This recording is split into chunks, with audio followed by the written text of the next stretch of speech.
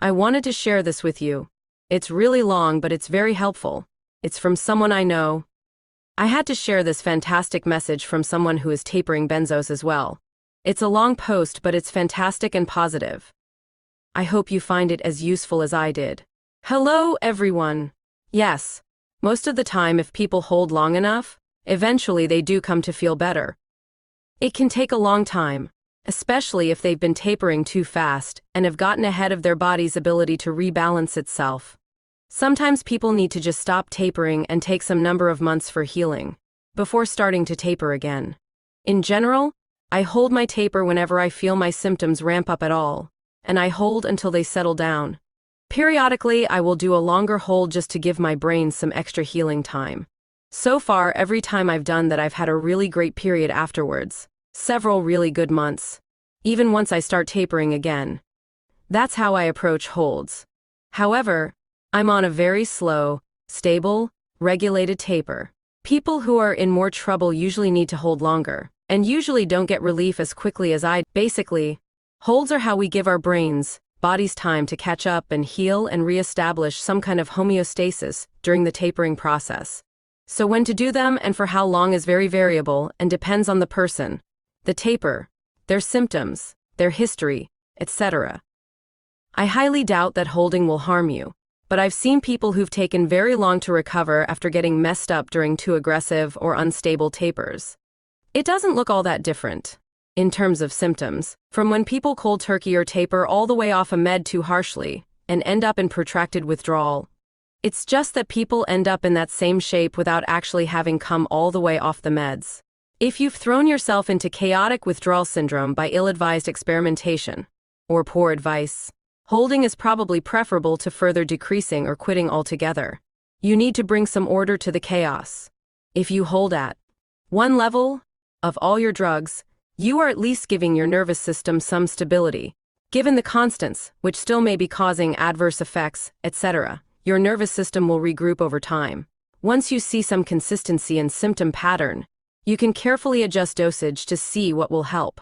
If you have been tapering systematically and run into a rough spot, holding can help you get past it. At least, when you hold, you can track your symptom pattern and see what the balance of waves and windows might be. If windows are gradually getting longer and more frequent, a positive sign, your nervous system is adjusting to the cumulative decreases, and you will eventually be in a position to continue tapering. If during a hold the windows pattern is not promising, a slight up dose may be called for. For me, I hate these meds so much that holding feels like they're winning somehow. I keep trying to tell myself that it's me that's winning as I heal, because I know that I heal and adapt during holds. I can feel it happening. If I hold long enough, I get to where I'm feeling pretty good. I encourage you to allow yourself the experience of holding long enough to feel good, even if that takes months. It's so encouraging to get to that point. I cling to the memories of those times, the thoughts I find myself thinking, life is good. There's hope in my future. The way I feel strong and able to deal with stress and extra activity, and the way that even with these tiny increments, when I hold long enough to let myself feel the healing, each step I feel even better than the one before. I can tell that I'm emerging from the damage these drugs have done to me. Over the course of my journey, I have learned many things. First and foremost would be to taper slowly. Have patience and don't let the calendar determine when you will be off of your medication. Hold when necessary for as long as necessary to maintain your stability as much as possible. Face your fears, and they will diminish or disappear. Keep yourself busy with activities and don't dwell on your symptoms. Symptoms don't last forever. Windows of clarity occur. Cherish the windows and know that more will come and that they are a sign of healing. The first 3 things anyone needs to learn about tapering benzos. 1. Slow, slow, slow. 2. A sense of feeling panicked and like you need to rush and do something, anything about your withdrawal symptoms is actually a classic symptom of withdrawal itself. It's very important to learn to resist that urge. The best thing you can do is usually nothing at all. Just support your body's healing by good diet, gentle exercise, meditative breathing if possible, and a regular schedule of sleep, wake, eat, etc. 3. There's a lag time with benzo tapers. You can make a cut and do okay, make another cut and do okay, and so on. And then all at once it will catch up with you cumulatively, and you can really hit the wall. It's much better to start slow and small with small cuts and long breaks in between cuts, until you have a chance to see how the withdrawal symptoms come and go over time. It's typical with benzo tapers for there to be days when you feel great, and you're sure you're all better, followed by worse days, back and forth. So number 1, don't push your luck. With practice and experience you'll learn the best pace for you. But it's a lot easier if you don't overdo it and crash. It can really set you back to do that. Symptoms are worsened by anxiety and fear. Professor Ashton, you can return to normal health. Professor Ashton, you must keep a positive attitude. Be courageous. Professor Ashton, allow time for your nervous system to recover. It will. Professor Ashton, the key to everything is patience. You get the chicken by hatching the egg, not by smashing it. The secret of patience is doing something else in the meanwhile. Start small and conservative. Start with a small cut and a long hold. Don't try to follow a calendar schedule. Follow your body's schedule instead. By observing your own symptoms, keep a daily journal of symptoms, ranking them on a numerical scale of 1 to 5 or something like that. Don't trust yourself to remember the way your symptoms wax and wane. The drugs and the withdrawal actually interfere with our ability to reliably perceive patterns. Trust me on this. It's pretty much universal. Your mind will lie to you. Write it down each day and you'll see the patterns emerge.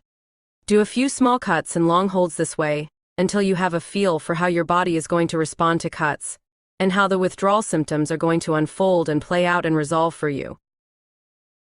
There are often delayed effects from a cut that don't show up right away, and if you taper too fast, those lag time symptoms can add up and hit hard, and it's too late to slow down because you already made the cuts. So take it slow with long holds, and allow the full pattern to play out, so that you become familiar with it. Collect data this way for 2 or 3 months. Once you have a track record, you can then decide if you want to try larger cuts and/or shorter holds. Experiment conservatively until you find your optimal rate of taper.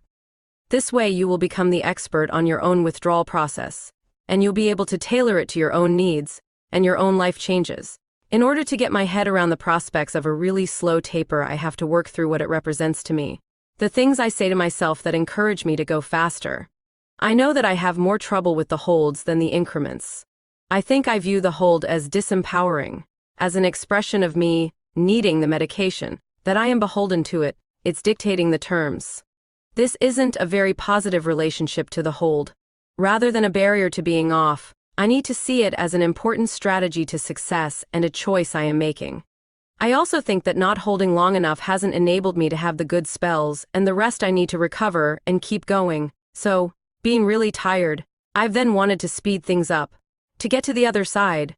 My experience tells me to listen to my body and that getting my head around it is important. What does stabilizing mean after withdrawal syndrome has kicked in? To me, it means not being debilitated by your withdrawals, so that activities of daily life are disrupted. Holding your dose and monitoring it. A journal is a good idea, and your instincts will tell you when you feel strong enough. Most people are stable on psychotropic medications before their first taper, so there are no withdrawal symptoms. Holding helps to stabilize withdrawal symptoms that are acquired while tapering, going off cold turkey, etc. The meaning of stabilization does not change with the drug. And the steadier the dose in your system, the more stable you will be, and so there are no resulting withdrawal symptoms. Withdrawal symptoms include those which are physical as well as neuromotions. The latter experienced as emotional while they are actually physical in origin. When withdrawal symptoms subside, your quality of life is better as your ability to cope with the daily demands of living improves. So stable means few or no withdrawal symptoms, whether physical or emotional. The concept of stabilization does not refer to lifestyle issues, though those are obviously impacted when people feel unwell. Most people stabilize when they hold, sometimes for as long as several months. And if symptoms do not entirely remit during that time, they become more manageable. I'm doing a micro-taper and I adjust my cuts and holds according to life stressors and how I'm feeling. Seems like I generally feel the cuts within 2 to 4 days after making them, and then I hold for however long it takes, usually a week or 2. With the micro cuts, I definitely do stabilize and feel better, although if I know I have a period of time with not much stress coming up, I will push it and make a couple more small cuts before I'm fully at my best. I know I'm going to feel crappy for a while as a result, but I know I will hold, and it will pass. When I hold for a longer period, I am always rewarded with a spell of feeling pretty good, which lasts even after I start cutting again. For a while, I have always felt better after holds, and I have never done well with the keep cutting even if you're suffering approach, although some people apparently do okay with that. As always, our own bodies are the experts. I can only speak for myself. If I held, I know what would happen. If I made a mistake cutting, then all bets are off. I think people are just afraid of making a mistake and then getting the hammer for it. Recovering from a devastating mistake can be terrifying.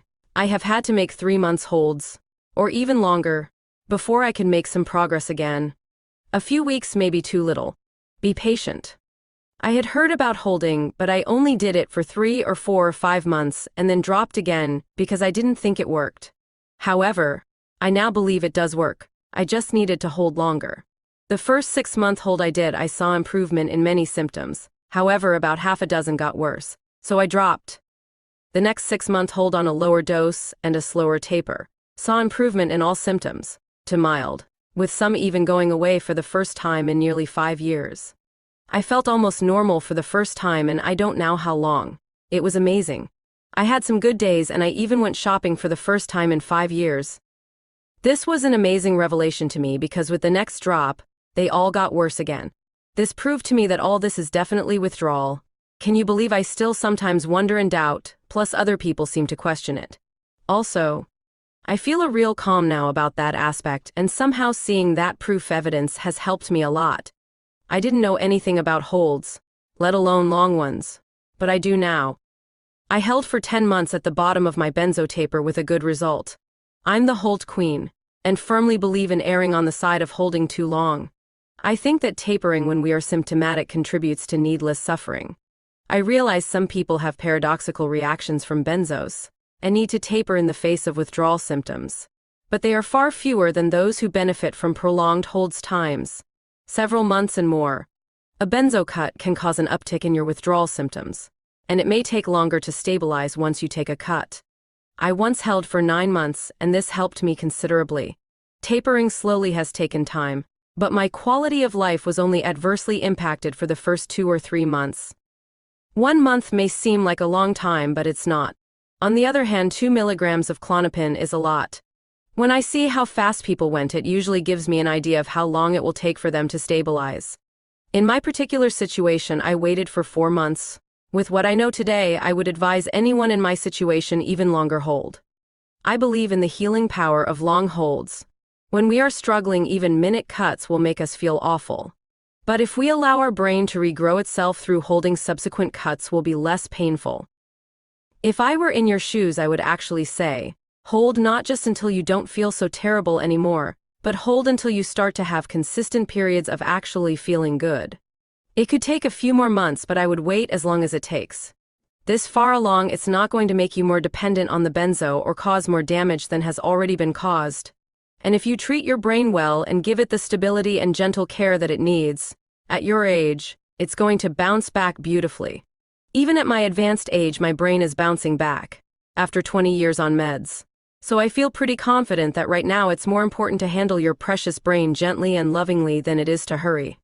It's not a delay, it's a strategic retreat and rebuild. If you get to where your nervous system is really stable and strong, that will give you a whole new base to taper from, and tapering will go much better. You'll have some minimal symptoms after each cut, but you'll hold until those settle down. You'll be able to get on with your life even while tapering rather than trying to get through the taper so you can get back to your life. If that makes sense. This is a race that is won by the turtles every time. If win means get off the meds forever and tolerance withdrawal is a phrase that's tossed around a lot and usually, in my opinion, used wrongly. In fact, most of the time I think it's referring to prolonged withdrawal symptoms. In fact, I don't think you can really use the phrase tolerance withdrawal during a taper. Because by definition, tolerance withdrawal is something that happens when you're taking steady ongoing doses of a benzo.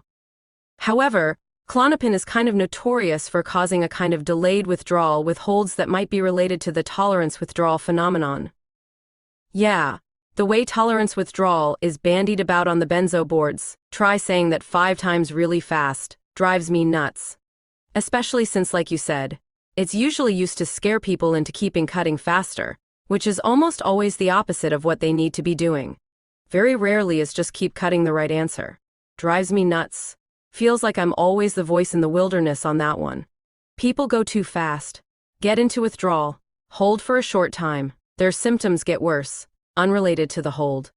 It's just ongoing withdrawal from going too fast before. They get told they're in tolerance withdrawal, and they need to start cutting again.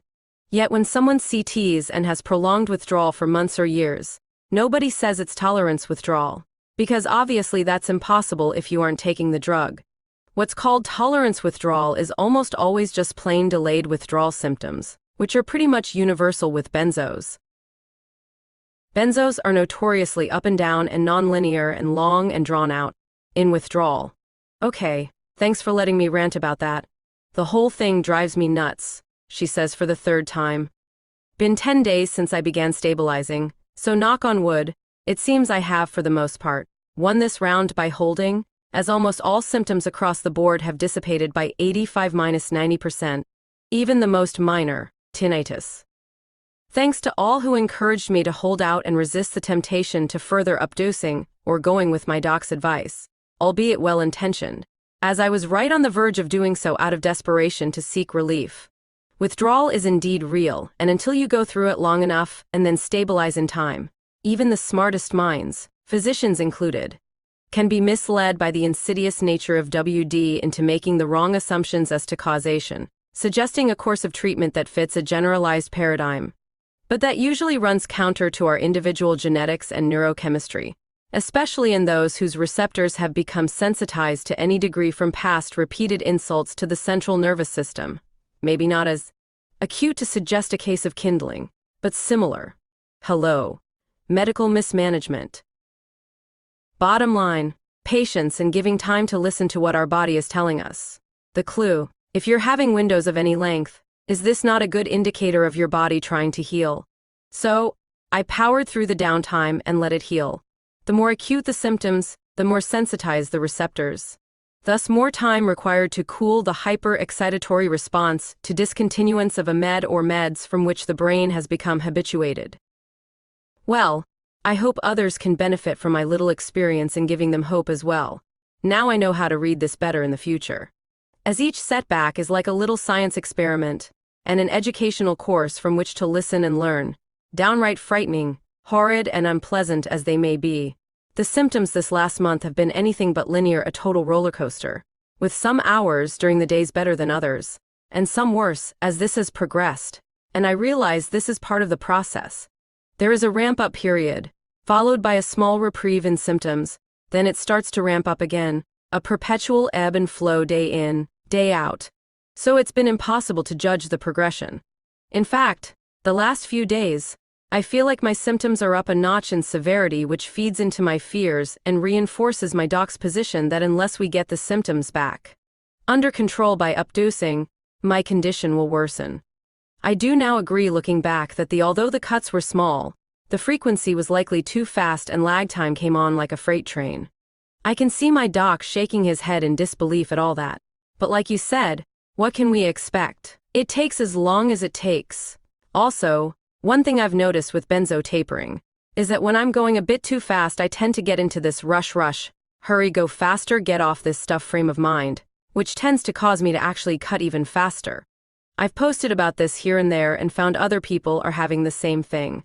Something about the anxiety, the way the withdrawal activates our limbic system, something like that, seems to cause us to feel a kind of urgency that actually makes us do the opposite of what we need to do at that point.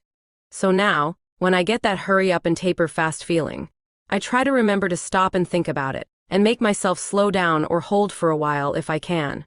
Also want to reiterate, because it needs saying all the time and not too many people are saying it. Even a microtaper requires intermittent holds with no reductions, no cuts at all, for a while. Better to err on this side of safety. In reading thousands of posts, I never heard of anyone who suffered for holding too much long, only for too little. There's some mild weirdness going on in my head and legs, which I'm taking as a sign that there's still some instability going on. I've heard people claim you can hold for too long, but I don't really believe that. I mean, we've been holding on these drugs for years, and, apart from the usual side effects, nothing awful happened because of it. Your central nervous system is very sensitive to these drugs. Please listen to your body. Do not taper until all or most of your symptoms have resolved. If I were in your position, knowing what I do now, I'd plan on holding for 6 months, then starting to taper at 5% a month. If you are okay with that pace for 2 months, you could then try going to 10% a month. As long as you are having withdrawal symptoms, your body is acting as it still has the drug. So it's possible to actually get the drug out of your system sooner, but have your body reacting to it longer. So, your body ends up responding to the drug longer than if you came off gradually and preserved your quality of life. P.S. If you have a window, a sustained period of time that lasts, say 2 months, you could think about tapering. But if you think in terms of, say, 6 months, you might do better by removing a constant temptation. While I understand the desire to get off these drugs fast, I don't think there's enough discussion of the possible benefits of an extremely slow taper. And how many stories do we all hear of people who've tried over and over again to get off meds and have to reinstate, but have never tried an extremely slow taper with long holds? In the long run, so many people spend years trying to get off the meds, suffer, are disabled much of that time, end up hospitalized, etc., and in the end they don't save any time at all. I wanted to say that I've been going through this and can see it in my journal as I track my days of symptom severity and Klonopin use to offset symptoms. Might not be recommended, but I'd be dead without it. I've been through this cycle so many times, and I have a theory that it's a healing process where our body is adapting and adjusting to not having the meds, and that's where the pain or worse hellish days come into play. And then we feel better for a bit, until our body has found a new way to heal and recover, which triggers the pain-suffering cycle again. I think of it as our body trying to find its way back home to how it should be after being nearly totally altered by these meds. On a bad day or a bad few days, I think I try to remind myself that this is my body adapting and healing, and it will find its way. Those better days are proof that it has, though for some, it takes a while to get to them, and they may only last a short bit. I remember reading something a while ago about how the body knows how to heal itself from just about anything. But often we interfere with that, or things interfere with it. Things like stress, or other meds, or other health issues that compound one another. I like the idea of trusting in my body and believing that it knows how to find its way back to its wellness. Bad days are awful, but if they mean my body is going through some kind of adaptation as it heals, I feel they are worth enduring. Like when you are tired and just want to go home, traffic and bad weather slow you down and can frustrate you endlessly because you just want to be home. But those things pass. They are temporary and you will get home eventually. So accepting the traffic and bad weather as par for the course makes the journey home a whole lot better and easier on you emotionally and stress-wise. Simple analogy that is weak compared to what we deal with during these cycles, but at its essence it holds the truth of what is happening. Storms and delays when we just want to be home, be well again. If you are tapering too fast, and I would add moving doses around, crossing over to another benzo, etc., and get withdrawal symptoms, they may fluctuate in a windows and waves pattern. This leads a lot of people to ignore the warning signs of going too fast, or tapering while unstable. If you continue to taper, withdrawal symptoms probably will get worse. It's the nature of withdrawal symptoms to fluctuate, because the nervous system is trying to correct itself. For many reasons, our emotions are on a hair trigger, amplified, and perseverative. We probably don't even know all of what's going on physically yet, but it includes diminished prefrontal lobe executive functions, rebound amygdala, dysregulated HPA, overactive adrenals, etc. The neuroemotions include neuro-fear, neuro-anger, neuro-guilt, neuro-shame, neuro-hurt, neuro-regret, neuro-self-criticism, neuro-grudge-holding, and more. It is very, very confusing to have these intense neuroemotions and try to remember that they are not what they appear to be. Emotions are compelling. Emotions during recovery from psych meds are even more compelling. Sometimes, the neuroemotion is really totally artificial. Some of my neuro-fears have been so unlikely to come to pass as to bear no resemblance to reality or to my personal history. But, I think a lot of the time, part of what makes it so confusing is that there is a grain of reality to the neuroemotion. For example, some situation might make you a bit angry under normal circumstances, but the neuro-anger is huge. This is when it's very difficult to 1. Catch it in the first place, and notice this is a neuroemotion. 2. Convince ourselves, yes, this is really a neuroemotion, not a real emotion. 3. Contain the emotion, try not to act on it. Or channel the energy into something safe and constructive, like exercise or journaling or building a birdhouse. Whenever you're having an intense, disturbing feeling, try to remind yourself that, right now, even if it does have something to do with reality, it is largely a neuroemotion that you wouldn't be feeling if you were fully healed. And you will be fully healed. It's happening. Get ready. After a severe cold turkey, it took me about 6 months to get to feeling stable again. I've seen this in dozens of people. It's not at all uncommon, especially after a cold turkey or a series of ups and downs in dosage or a series of changes of meds, to take many months to stabilize, sometimes a year. Seems like everyone does get better eventually, though. I know there must be rare exceptions, but from what I've seen, they're extremely rare. Anyway, months instead of weeks is a common variation. It does require more patience, but it's not a sign of a bad outcome. Many people have gone through spells like this, stabilized, and then gone on to do slow tapers quite successfully. People heal at different rates. In 6 months, you might find you're much better. Healing from withdrawal feels like not healing at all and being certain that I'm going to be like this for the rest of my life, and wondering if I'm going to have the strength to endure it. But then finding myself driving in my car, completely relaxed, not worried about anything, remembering how at first, driving anywhere caused a continual state of panic until I got back home. I would put things off for days if I could, just so I could avoid the added stress. Now, there is some residual fear associated with driving, caused by the memory of actually having to do it in such an intense state of fear. But once I get in the car, I relax. It wasn't driving which caused the fear was there anyway. A secondary fear was created out of the horrendous experience of having to drive around while being in a state of panic. I don't recommend it. Healing is like feeling really awful, and believing that it's just getting worse and worse, until I think back carefully or read back through my thread or journal and see the truth about just how bad it was, compared to now. It only seems like it's getting worse. Maybe it's because it's been going on so long. It's wearing me down and wearing me out. Healing is like walking backwards somewhere with your eyes closed. You have no idea where you are heading.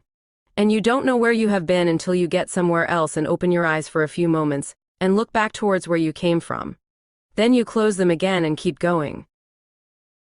Sometimes healing feels like I am standing still while the rest of the world races by, leaving me behind, and I panic. But then I calm down and notice that no one is going anywhere.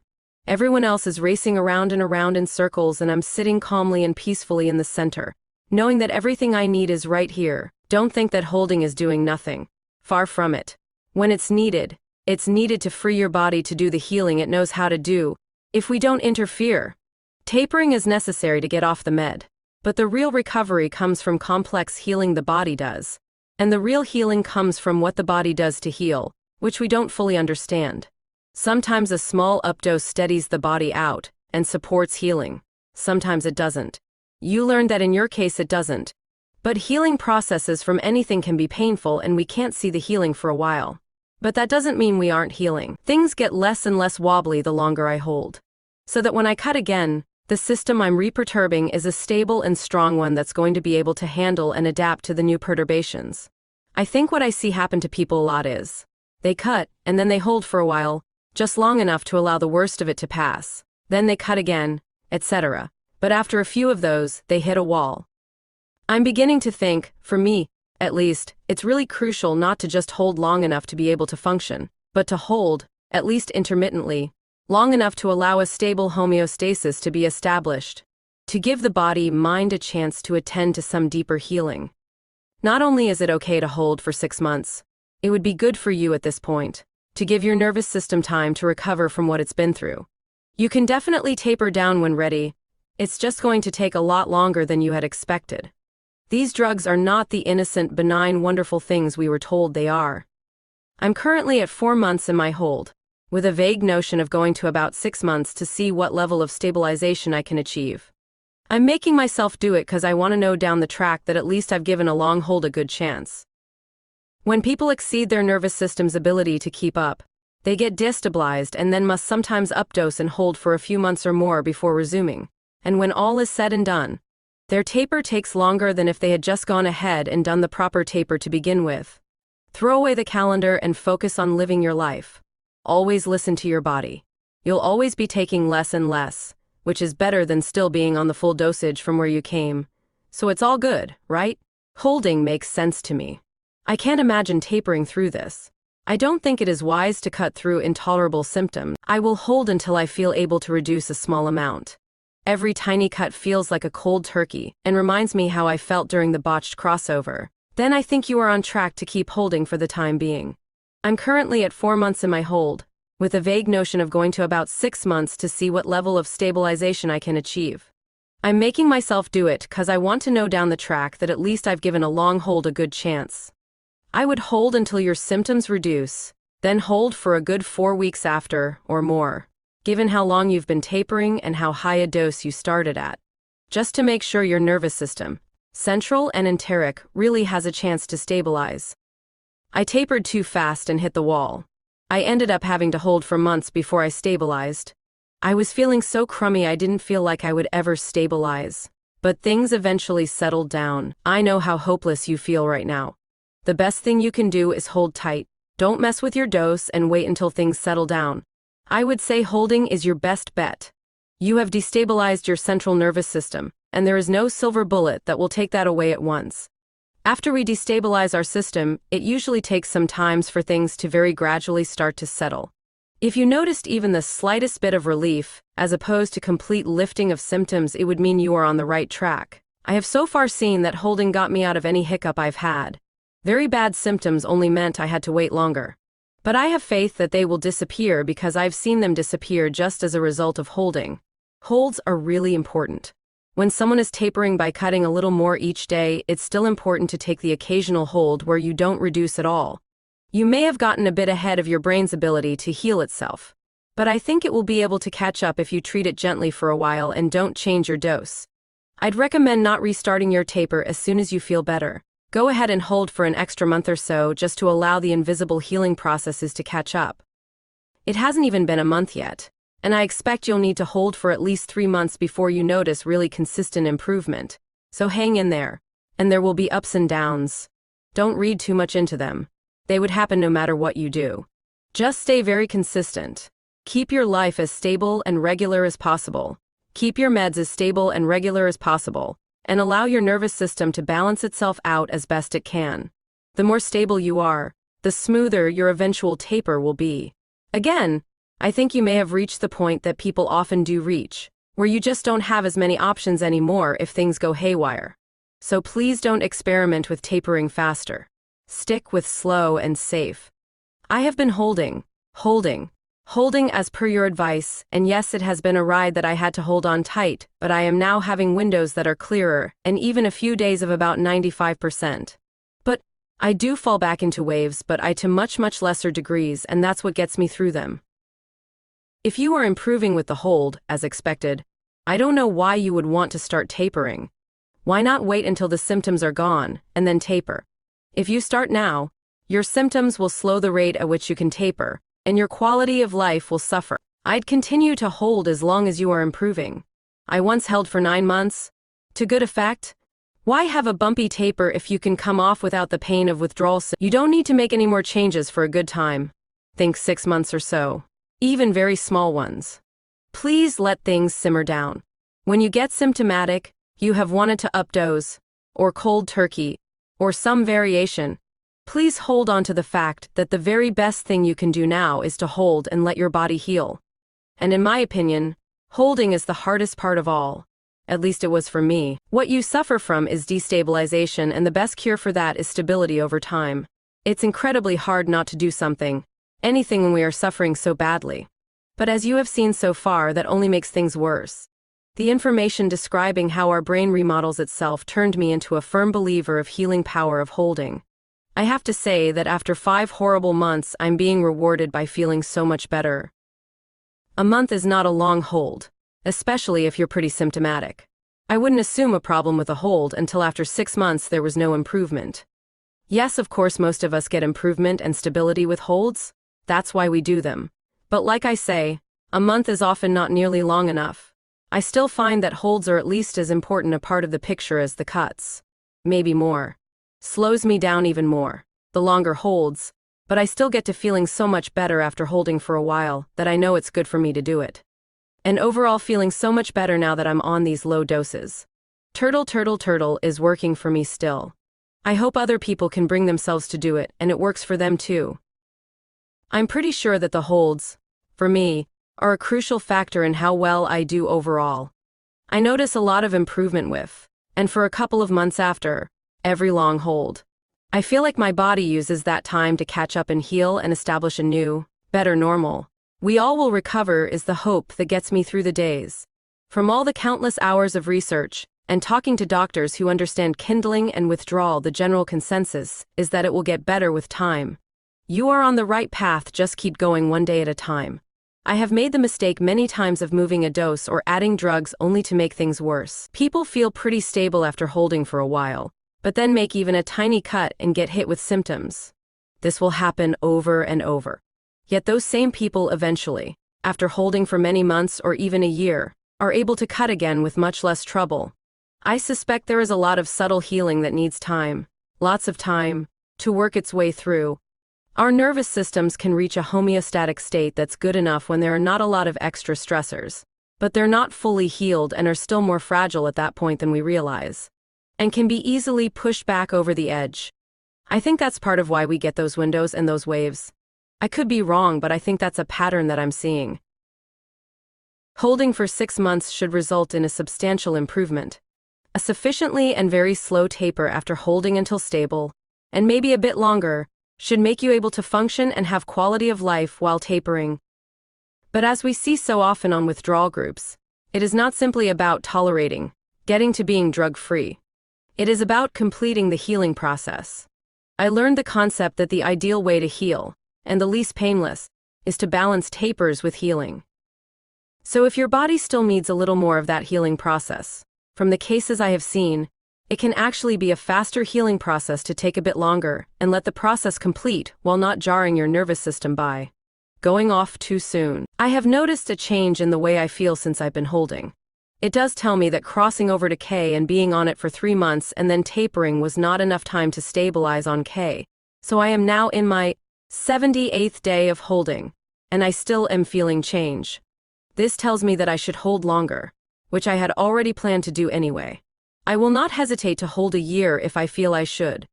And when I do taper, it will be respective of small cuts with sufficient holds. I do not see the need to rush, and that is the position and mindset. Unfortunately, there is no fast way out, and if you hold for a while to let your nervous system settle and catch up to the changes and then do a slow and steady taper, you will be in the best position possible. If you taper carefully, you can enjoy a high quality of life as you go. There are quite a few here who, while tapering, have held down jobs and maintained a happy and healthy life. You have to be so careful to taper this crap off very slowly. I have also thought that I could not stabilize, but that just means your brain type needs way more time to heal. Just hold until you get stable. If it does not happen, then your brain is just telling you to go slower. Some people just need extra time. If you taper faster, then your SX can heal, then jumping just means a long recovery is coming. And I'd rather spend that time slow tapering. I do not care what Ashton says, I never cut if I am still feeling bad. I hold until I reach a new baseline and then cut again. This is hard since people tend to push for some odd reason. Personally, I think the withdrawal amplifies the sense of urgency, so we end up psyching ourselves out and end up going faster and faster. Jumping does not heal you. Feeling healed should be the only reason why you jump. Took me 3 years to figure out this simple fact. I was very fortunate to have successfully gone on Klonopin after what I believe was months off a virtually cold turkey taper off a large amount of Xanax. There are many reasons why reinstatements to taper are successful. Crossing to the longer life benzo after reinstating and getting the right equivalency and more. Holding is essential, and many are coached to push through it upon reinstate. The brain has no time to settle down. Just be careful in your taper off the clonazepam. If your dizziness and other symptoms increase or are more disturbing, do not be afraid to hold the taper so that you don't suffer in the process. When doing a microtaper, smaller cuts but more frequently, people can get ahead of their brain's ability to remodel itself. The time it takes a brain to heal and remodel, to build new receptors and remove old ones, to turn genes on and off, etc., is just not something that we can control or change. I generally encourage people who are micro-tapering to continue to take intermittent longer holds throughout their taper, just to make sure the brain healing is keeping up with the cuts they are making. I am almost 4 years out from my last benzo. In the beginning, I tapered too fast and hit the wall. I ended up having to hold for months before I stabilized. I was feeling so crummy I didn't feel like I would ever stabilize, but things eventually settled down. I know how hopeless you feel right now. The best thing you can do is hold tight. Don't mess with your dose and wait until things settle down. I would say holding is your best bet. You have destabilized your central nervous system, and there is no silver bullet that will take that away at once. After we destabilize our system, it usually takes some time for things to very gradually start to settle. If you noticed even the slightest of relief, as opposed to complete lifting of symptoms, it would mean you are on the right track.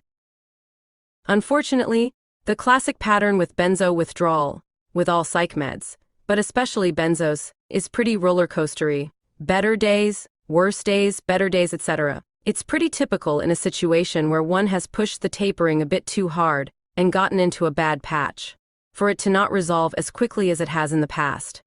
In fact, this is a pretty normal pattern. We taper along and things seem to go okay, and then symptoms start to sort of build up and not resolve quite as fast as usual, and then we sort of hit the wall. That's when it's time to stop tapering. Well, actually, if we notice the build-up and not resolve as fast phase, that's actually the best time to stop and hold. But I don't know about you, but I'm usually too impatient for that. You've tapered pretty fast. Not unreasonably, but not slowly.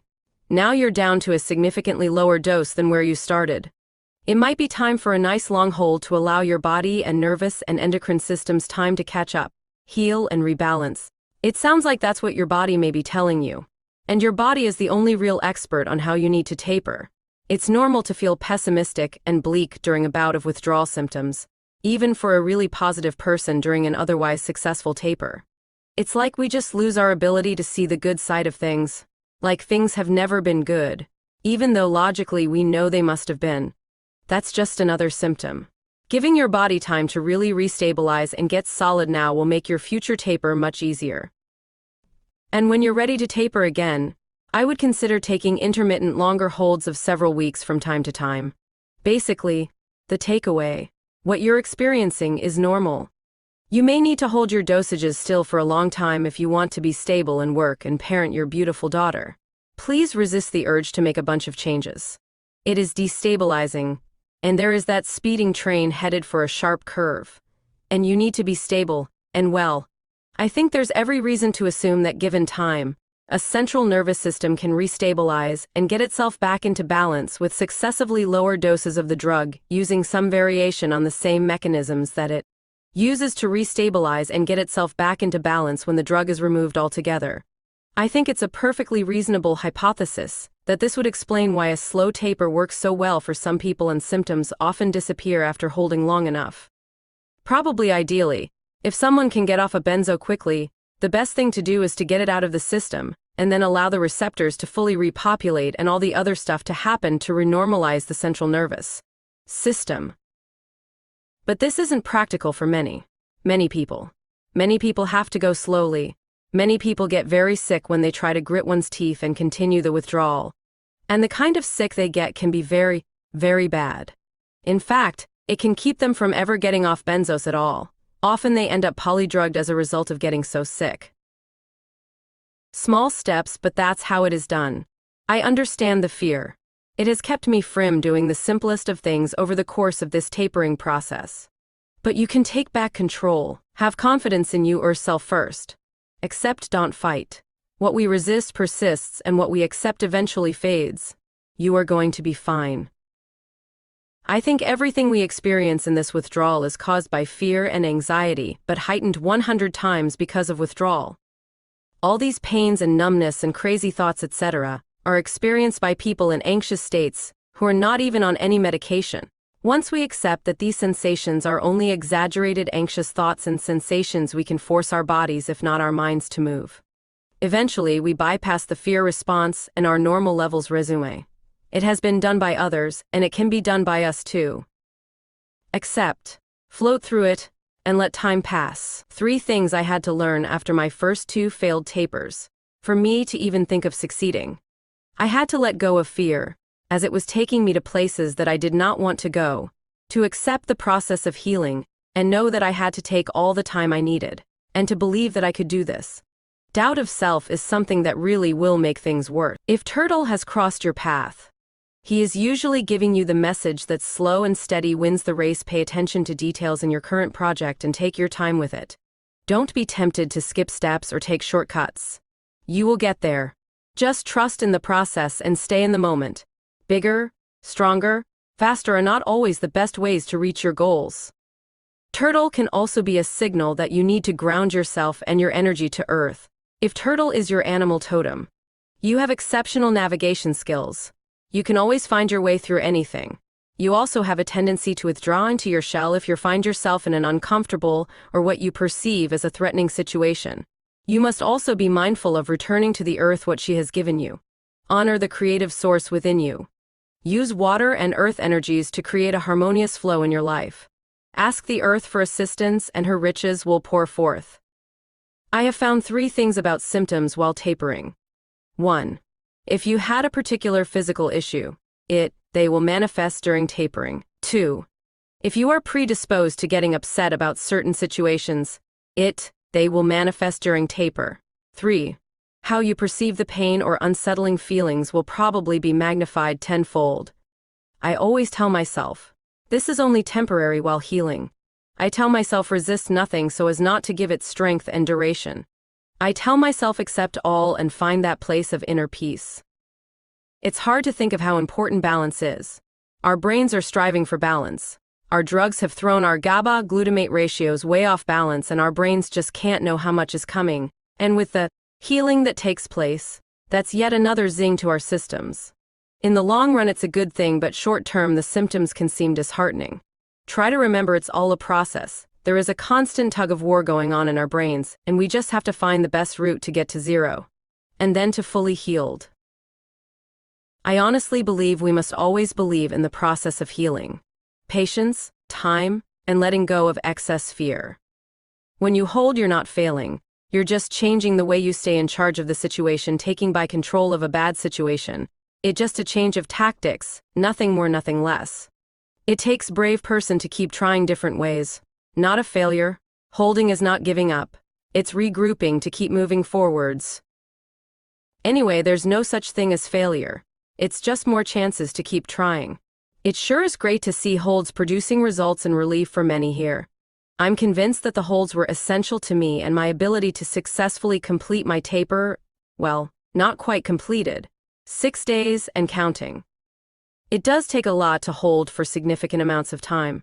We always have that doubt as to whether we are doing the right thing, or, even, the fear that we are harming ourselves. What a ridiculous situation we all find ourselves in. I guess I am fortunate in that I held with great results. For 8 months before I found BMB and read negative comments about holding. I was only here a day or 2 before buddies told me that I would get tolerance withdrawal if I didn't start reducing immediately. Well, this led to a racing that precipitated a second hold of 4 months. I'm just thankful that I found this group during that second hold and could shut out the voices that would have sunk me. But it sure can take a leap of faith. I do believe that this group is preventing failed tapers, giving up and/or even protracted. Plus it seems to be the most supportive support group around. As far as how long to hold, we are all different, but I will say that I had to hold 8 months my first year of tapering. I had gone way too fast and was a mess. It took a very long time until I could cut again. I couldn't see any possibility of cutting while I was so sick. It made no sense to me whatsoever. I then went too fast again, terrified of getting tolerance withdrawal. I should have known better, as I had already held 8 months without any problem, only fairly steady improvement. So, another long hold. 4 months this second time. After learning my lesson, I slowed way down and was prepared to hold again if symptoms ramped. I had found the right pace and symptoms were very tolerable. When they started increasing again, I slowed again for the remainder of my taper. Then, I walked off. No bad symptoms, and no acute. I'm close to 4 weeks off, and feel great.